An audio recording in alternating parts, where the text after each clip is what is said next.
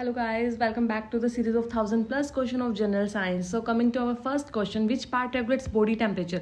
हमारे body temperature को कौन regulate करता है? So first option is cerebellum, second is hypothalamus, the third is medulla और fourth is thalamus. So हमारा जो hypothalamus है वो act as a body thermostat की act करता है और वही हमारे body temperature को regulate करता है.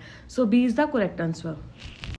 Next question is which of the following mutation is most likely to be deleterious. कौन सी होती है हमारी mutation? Silent mutation, missense mutation, nonsense mutation और synonymous mutation. So answer is हमारा सी, नॉन सेंस म्यूटेशन. क्यों? क्योंकि premature stop codon को इंट्रोड्यूस कर देता है, इसलिए हाईली डिलीटेरियस होती है. So next question is C4 plant the first stable product of CO2 fixation is in C4 plant. C4 plants में पूछा हुआ है, C3 में नहीं पूछा हुआ, रिमेंबर. So C4 में क्या होता है? 3PGA, ऑक्सैलोएसिटिक एसिड, मेलेट और RUBP. So इसमें क्या होगा हमारा? OAA, जिसको हम कहेंगे oxaloacetic acid. Next question is which neurotransmitter is primary inhibitor in the CNS. So central nervous system में कौन सा न्यूरोट्रांसमीटर है जो प्राइमरी इनहिबिटर का काम करता है? सो गाबा म्यूटेशन. सो इनहिबिटरी इफेक्ट का काम करता है हमारा गाबा न्यूरोट्रांसमीटर. नेक्स्ट क्वेश्चन है विच enzyme is responsible for removing RNA primer during DNA replication. अब DNA रेप्लिकेशन में जो RNA प्राइमर किसके द्वारा रिमूव होते हैं? DNA पॉलीमरेज 1 में. मैंने पहले बताया था पॉलीमरेज हमारे काम कर रहे हैं रेप्लिकेशन में. तो रेप्लिकेशन में DNA पॉलीमरेज 1 क्या कर रहा है? हमारा RNA प्राइमर को रिमूव कर रहा है और साथ में क्या कर रहा है? ये फिल्स करता है gap with DNA nucleotide.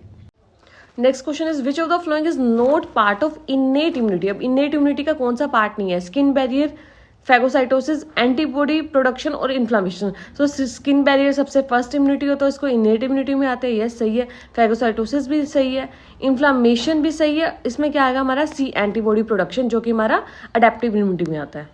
Next is entropy of N isolated system. क्या होती है? डिक्रीज होती है, रिमेन कांस्टेंट रहती है, इंक्रीज होती है, या पहले इंक्रीज होती है then decrease.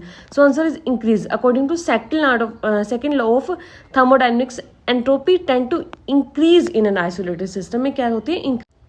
Next question is if resistance increase current will. हमेशा क्या होगा? रेजिस्टेंस उसके इनवर्सली प्रोपोर्शनल होता है. तो अगर रेजिस्टेंस इंक्रीज होगा तो करंट क्या होगा हमारा? डिक्रीज होगा. Next is ELISA is based on. किस पे बेस्ड है एलाइजा? हमारा DNA हाइब्रिडेशन पे बेस्ड है, एंजाइम सबस्ट्रेट रिएक्शन पे बेस्ड है, एंटीजन एंटीबॉडी स्पेसिफिसिटी पे बेस्ड है, या फिर प्रोटीन फोल्डिंग में. देखो एंजाइम सबस्ट्रेट रिएक्शन तो नहीं होगा इसमें, ठीक है. हमारा DNA हाइब्रिडेशन भी नहीं है. एलाइजा हमारा किस पे बेस्ड है? एंजाइम और एंटीबॉडी की स्पेसिफिसिटी, उन दोनों को हमारा एंटीजन को डिटेक्ट करने के लिए एलाइजा होता है. तो इसमें क्या होगा? Antigen antibody specificity. Next question is which codon act as start codon. Start codon हमारा क्या है? AUG. That codes for methionine और क्या करता है? ट्रांसलेशन को स्टार्ट करता है. Next question is which acid is present in vinegar. अब विनेगर में कौन सा एसिड प्रेजेंट होता है? सिट्रिक, एसिटिक, लैक्टिक और formic. So acetic acid present होता है हमारा विनेगर में.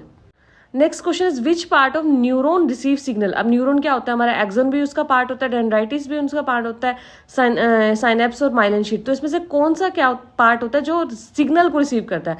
तो डेंड्राइट्स क्या होते हैं हमारे? सिग्नल को सबसे फर्स्ट रिसीव करते हैं और फिर वो आगे पास करते हैं एक्सॉन में.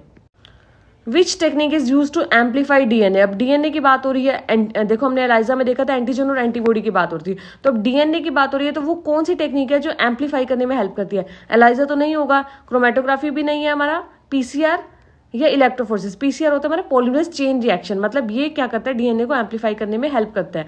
और हमारा इलेक्ट्रोफोरेसिस क्या होता है? अगर उसके बाद DNA एम्पलीफाई होने के बाद हम उसको जेल में देखते हैं तो उस प्रोसेस को हम क्या कहते हैं? Agarose gel electrophoresis. Arrange in increasing order of wavelength. अब वेवलेंथ में इंक्रीज करना है, शॉर्टेस्ट टू लॉन्गेस्ट वेवलेंथ. सबसे पहले कौन सी आएगी हमारे? गामा रेज आएंगी, उसके बाद हमारी क्या आएंगी?